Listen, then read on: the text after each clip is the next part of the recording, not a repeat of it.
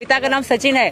कहाँ पाकिस्तान में बैठ के कॉल पे रोती थी, यार कब मिलेंगे कब मिलेंगे। आज मैं उसके बच्चे की माँ बन के बैठी हूँ, तो अलग ही खुशी है। हमारे देश में बैठकर ये हमारे भारत के लोगों पे कहती है, मुझे गलत कहने वालों के मुंह पे हमने तमाचा मार दिया। जब सीमा हैदर अपनी वो सारी हदें पार कर रही है, जो एक अवैध घुसपैठिया, जो क्रिमिनल है, अपराधी है, और की अवैध घुसपैठी को हमारे भारत के सुप्रीम कोर्ट का वकील, जो ये इतनी ज्यादा शातिर औरत है, इसके बॉडी में कट्स के निशान है, ये अपने आप को सिगरेट से जला लेती है, लेकिन रोज कुटती है कुत्ते की तरह। ये दावा है कि इसे डेली कुत्ते की तरह कूटा जाता है।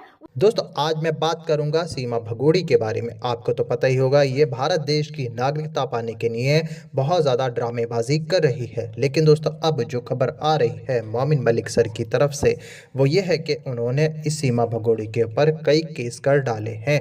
लेकिन दोस्तों, आपको एक सच्चाई मैं बता देता हूँ, अभी तक सीमा हैदर पर कोई कार्रवाई नहीं हुई है पुलिस के द्वारा। अगर पुलिस ने इसकी चार्जशीट कोर्ट में अगर पेश कर देती है तो सीमा हैदर को गिरफ्तार होने से कोई ही नहीं बचा सकता, क्योंकि दोस्तों ये एक अपराधी औरत है, हमारे देश में इलीगल घुसी है और पता नहीं किस मकसद से आई है। हो सकता है ये पाकिस्तान की जासूस हो, यहाँ जासूसी करने आई हो और हमारे देश के लिए ये खतरा पैदा करे। दोस्तों, इसके ऊपर बहुत जल्द कार्रवाई होनी चाहिए और इसको डिपोर्ट या जेल में डालना चाहिए, क्योंकि दोस्तों गुलाम हैदर तो अपने बच्चे मांग ही रहा है और इस भगोड़ी को सज़ा देने की बात वो रोज़ कहता है।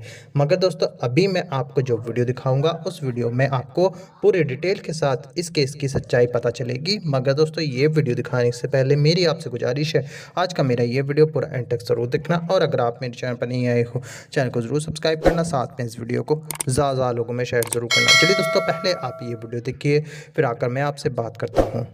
दोस्तों, कथित तौर पर पाकिस्तान से अवैध रूप से घुसकर आई सीमा हैदर लगातार भारत में बैठकर भारत की सभ्यता संस्कृति के साथ साथ भारत के लोगों की भावनाओं को ठेस पहुंचा रही है। सीमा हैदर अपनी वो सारी हदें पार कर रही है, जो एक अवैध घुसपैठिया, जो क्रिमिनल है, अपराधी है, और इनलीगल तरीके से भारत एंट्री करने का उसको अभी तक क्लीन चिट नहीं मिला है। वो लगातार वहां पे वो सारी हदें पार कर रही है, जिससे भारत की 140 करोड़ जनसंख्या दुखी और प्रताड़ित है। वहीं पे इस 2% की अवैध घुसपैठी को हमारे भारत के सुप्रीम कोर्ट का वकील, जो हमेशा क्रिमिनल एक्टिविटीज में संदिग्ध पाए जाते हैं, जो हमेशा क्रिमिनलों का केस में कूद पड़ते हैं, जो हाईलाइट मामले में अपना वो हरकत दिखा देते हैं, उन्होंने उसको अपनी बहन स्वीकार कर लिया है। लगातार कहते हैं पाकिस्तान से हमारी बहन आई है, इसको छोचक दो, इसकी डोरी सजाओ, जबकि वो महिला पहले से शादीशुदा है, उसके पहले पति से उसका तलाक नहीं हुआ है। वो 4 बच्चों को अपने पति के अपहरण कर भारत में आकर छुप कर बैठ गई है। हम लगातार अपनी भारत सरकार से गुहार लगा रहे हैं कि इस महिला को जल्द से जल्द एक निश्चित जगह पे डाला जाए, इसको कस्टडी में लिया जाए, इसको जेल में डाला जाए, या इसको कहीं भी महिला संरक्षण जहां होता है, जहां महिलाओं को रखा जाता है अपराधियों को, उस जगह में इस महिला को शिफ्ट किया जाए। इस महिला को एक घर में गंदगी फैलाने के लिए रखा गया है, जिससे भारत के लोग बहुत ज्यादा प्रताड़ित है। आज इस महिला ने यहाँ पर बैठकर अपने पाकिस्तानी पति को खुलेआम धमकी दी है और आरोप लगाया है कि गुलाम हैदर इसको धमकियां दे रहा है। वो गुलाम हैदर जो 4 साल से सऊदी अरब में था, इसके लिए कमा रहा था, इसके बच्चों के लिए लगातार कमाई करके इसको पाकिस्तान भेज रहा था, जिसपे इसने पहले आरोप लगाए थे कि गुलाम हैदर इसको प्रताड़ित करता था, मारता था, पीटता था। अब वो गुलाम हैदर जिसकी गैर मौजूदगी में जो पाकिस्तान से सऊदी गया था कमाने के लिए, इसके लिए, इसके बच्चों के लिए, अब उसी गुलाम हैदर पे इसने दोबारा आरोप लगाए हैं कि गुलाम हैदर इसको धमकियां दे रहा मारने की। गुलाम हैदर पाकिस्तान से धमकियां दे रहा है कि भाई तुझे पिटवा दूंगा, मरवा दूंगा, तेरे साथ ये कर दूंगा, तेरे साथ वो कर दूंगा, और इस तरीके के आरोप अभी एक टीवी चैनल पे मैंने ये इस अवैध महिला का कोई पत्रकार महोदय है, बड़ी शर्म आती है देश के ऐसे पत्रकारों पे, जो आप बड़े प्रोफेशनल दिखते हैं और लगते भी हैं, लेकिन आपकी जो हरकतें हैं, आप जो इस अवैध घुसपैठियों को सर पे बैठाकर कहते हो कि एक गुलाम हैदर ने उसके पूर्व पति ने आज के पति से मिलकर इसको धमकियां दी है। मतलब सचिन मीना उसको इसका पति साबित करते हैं, जो कि हमारे कोर्ट में आज तक ये गुलाम हैदर की पत्नी है, जो बेल के डॉक्यूमेंट है उसमें गुलाम हैदर की पत्नी है।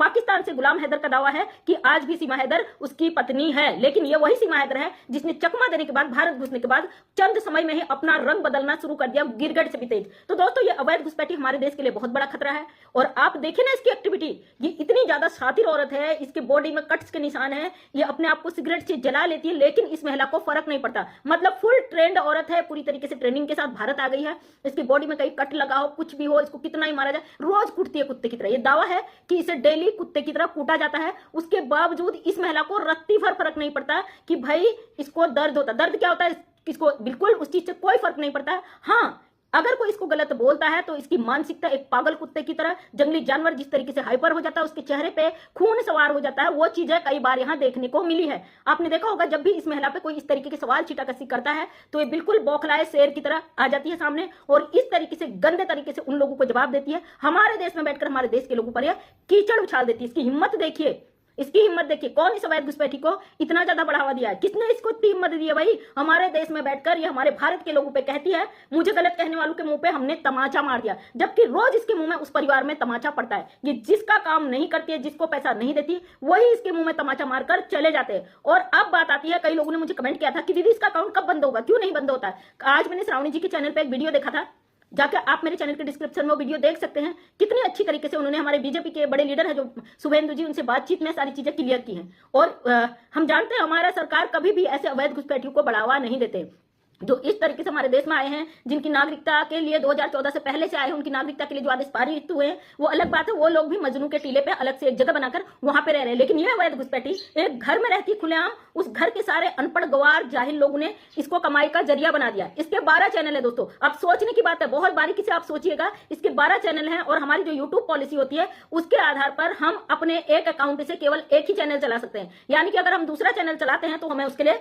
दूसरा अकाउंट चाहिए। जैसे कि सीमा हैदर के 4 बच्चे नाबालिग, उनका कोई अकाउंट खुल नहीं सकता, वैसे भी वो पाकिस्तानी बच्चे हैं। और सीमा हैदर खुद एक पाकिस्तानी लेडीज है, उसका इंडिया में कोई भी अकाउंट नहीं खुल सकता है। और रही बात, अगर इसने 12 अकाउंट खोले हैं तो उसका लिंक किसके अकाउंट से है? इसके चैनल का लिंक जो यूट्यूब पैसा आता है, यूट्यूब के जो अर्निंग आती है, वो कौन से अकाउंट में आती है? ये सोचने की बात है बहुत बारीकी से, क्योंकि इसके परिवार में मेरे ख्याल से नेत्रपाल और इसका बाबा 2 और इसकी 3 4 6 7 लोग मुश्किल से होंगे। और उनके भी ऑलरेडी चैनल हैं। इसके देवर का चैनल है, इसकी अम्मा का चैनल है, इसकी बहन का चैनल है, इसका भाई का चैनल है जो लप्पू है। तो फिर वो जो 12 अकाउंट है किसके अकाउंट से लिंक किए गए हैं? ये बहुत बड़ी जांच का विषय है। अगर केवल यूट्यूब के पैसे से इतनी मौज मस्ती कर रही है, इतने लोगों को खरीद ले रही है, इतनी धमकियां दे रही है, तो कितनी कमाई है होती है यूट्यूब पे? हमारा भी यूट्यूब चैनल है, हम अच्छे से जानते हैं। महीने में $100 भी मुश्किल से पूरा होता है और इस भगोड़ी के सारे व्यूज डाउन हो चुके हैं। बहुत कम इसकी इनकम होती है, अगर होती भी है तो कितनी, इतना जो हाई फाई है, पार्टियां कर रही है, इतने बिल्कुल सेलिब्रिटी जैसे कपड़े पहन रही है, तमाम डेली शॉपिंग कर रही है और एक से एक बढ़कर ये चीजें मंगा रही है, इसने घर का नक्शा बदल लिया। क्या इसको फंडिंग नहीं हो रही? बिल्कुल हो रही जी। ये फंडिंग इसको इंडिया से हो रही है, पाकिस्तान से हो रही है या कोई अन्य देश से हो रही है। क्योंकि कश्मीर जैसे देश में भी इसके पापा जी रहते हैं। इसने खुद बोला कश्मीर में मेरे पापा जी हैं, मुझे गिफ्ट भेजते, मुझे भेजते। तो दोस्तों कश्मीर भी हमारे ही देश का हिस्सा है, लेकिन कश्मीर एक अलग देश बन चुका है। जब भारत विभाजन हुआ, पाकिस्तान और कश्मीर का भी बंटवारा हुआ था, इसलिए कश्मीर के जो बॉर्डर है वहां पे हमारी बॉर्डर सिक्योरिटी फोर्स पे आए समय में हमले होते रहते हैं, वहां पे हमारी सेना के जवान शहीद होते रहते हैं। आखिर एक पाकिस्तानी महिला का कश्मीर से कनेक्शन होने का क्या मकसद हो सकता है? बहुत सोचने की बात है। और बहुत मतलब ये महिला ने अभी जो जितना इसको यहाँ पे प्रोटोकॉल मिल रहा है, जितनी इसको आजादी मिल रही है, गवर्नमेंट की नजर में क्या ढील है? इसको छोड़ा गया है कि ये क्या करती, इसके तार कहां कहां तक है, इस चीज का क्या खुफिया एजेंसियों की इस पे नजर है?